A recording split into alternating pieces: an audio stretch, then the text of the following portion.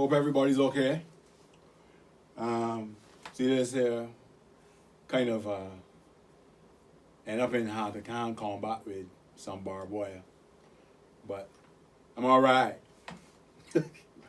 So I wanted to talk today a little bit about competitions in music, because it's something that happens a lot and it has had some fairly disastrous effects in certain ways, very minor positive effects in some other ways. But I don't normally, like to talk about these kinds of things because people have opinions and they don't really like to change them. I have always felt, anybody that knows me would know that I have always felt, particularly in calypso and soca music, that competitions have done us a great disservice. There have been times when there has been a lot of attention on the music, which may not necessarily have been there before, which I suppose you can see as a positive. But I always felt that the focus was more on the competition than on the actual music. And my feeling personally has always been also that for a genre of music to need a competition as its main and highest form of exposure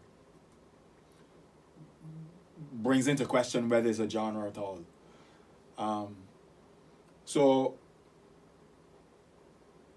in my mind, a genre of music is one that represents a group of people in as many different states as possible. And by states, I mean emotional states, physical states, economic states, so that the music is able to represent the fullness of the personality of the people that has created it, right? And because for the most part, calypso music and soca music has been exposed largely in a carnival context, certain aspects of our beings are more emphasized than others. So you'll find music being made that is about carnivals more than anything else. And then you have these competitions which tend to make people create music in a very particular way. Part of my problem with it is that it is an attempt to render objective something that is entirely subjective. The people that we pick to judge are, for the most part, very established people in whatever they have chosen to do for their living. But I am of the belief, and this applies to me also, to everybody that I know who is in any field that is artistic. You cannot be objective about a thing, really. What you can be is very eloquent in how you express your subjectivity. So you will understand why something sounds good or why something is good or why you believe something is good. But it boils down to the fact, at the end of the day, that you either like it or you do not. If you do not like it, you will find ways to justify that. You can't make yourself like it. You can't say, generally speaking, that even if you don't like it, that it is great. And so that is a problematic, for me, place to start from. Problematic premise. And then also, I have also felt that if this is the premier expression of an art form, why is it not democratic? Why is it that we have to select people to decide what is the best and who wins and who doesn't win? To me, if the music actually represents the people, then the people should be deciding that, but not in that context or not in that environment at all. They should be deciding that like how they decide every other music. I like that song, I buy in that song. When that artist performs, I want to see that artist. I don't like that song so much.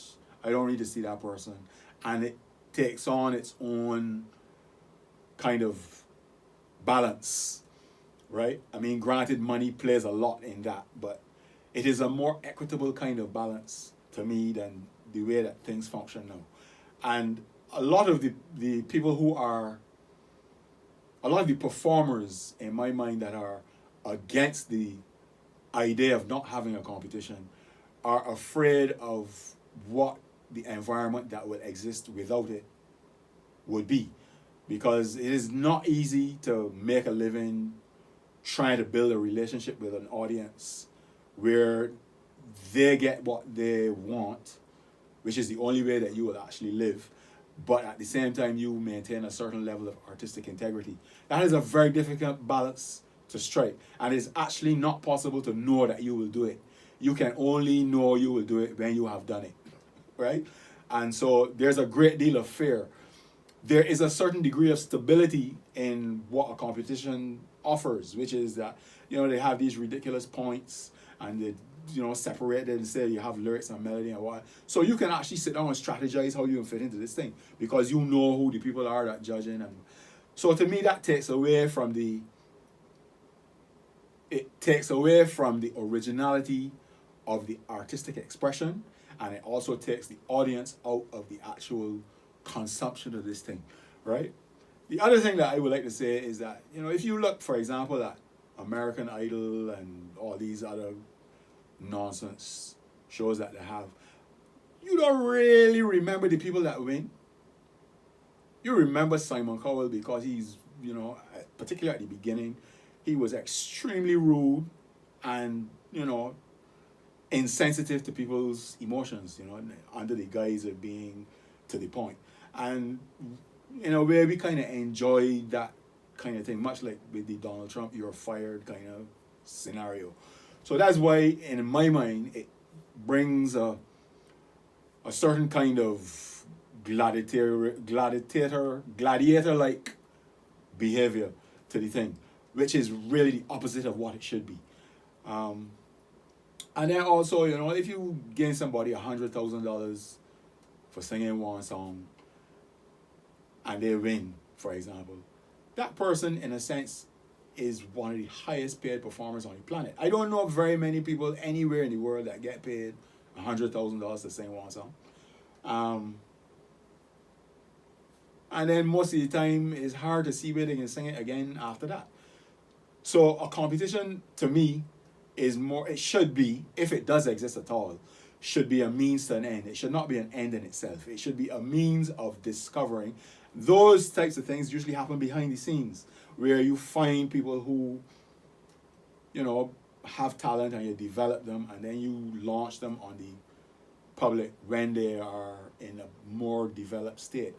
If you show the process, then you take all of the mystique and the glamour out of what the actual career can be.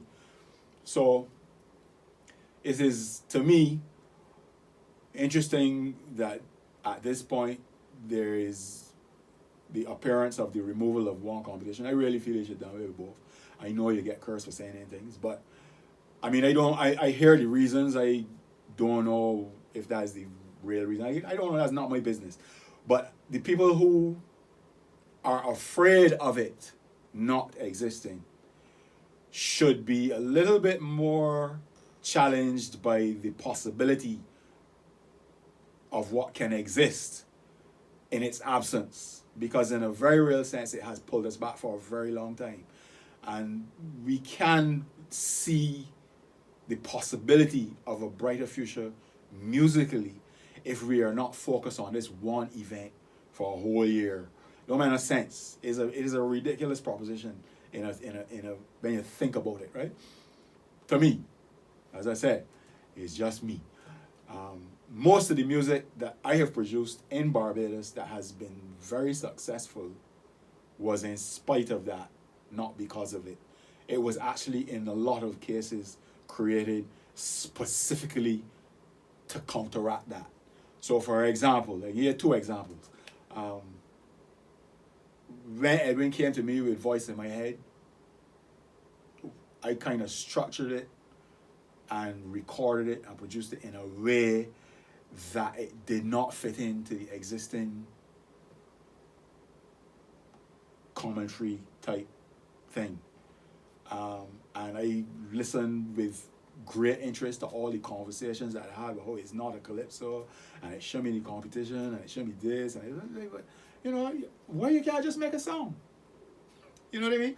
We just made a song. Why you can't just make a song? And then Pump Me Up was the same thing, because at that time, if you wanted to, get into the parties and all of that, you had to have a fast tune. You had to have a fast tune telling people to put their hand in the ear. And I was like, bruh, we should just make saying that people could sit down in the car and listen to, like how they sit down in the car and listen to everything else. That is what I feel our people need. They need to hear music that we make that is for them, that covers all of their emotions, not just the ones to drink rum or walk up and jump up and think. That is important too, but we need to cover all. Because if you don't cover all, then we're not really making a legitimate genre that represents. You can't call it a genre. It's just a set of thing that you use at a particular time of the year. You know what I mean? The other thing that I want to say is that the idea of a social commentary is difficult to stomach for me. I don't know how you could define a style of music as a social commentary. I've challenged anybody to name a song in the history of the world that is not a social commentary. I don't know that there's ever been a song written with lyrics or not that is not in some way a commentary on the society from which it has come, or a society that it is talking about. So that idea to me is a limiting idea, and it's also counterproductive, because it makes you think of a particular thing when that thing doesn't need to be. And it also is unfair to the people who are actually in the competition in a sense, because you gotta wait a whole year to hear these people say something that the call-in programs have on it all day, every day for a whole year.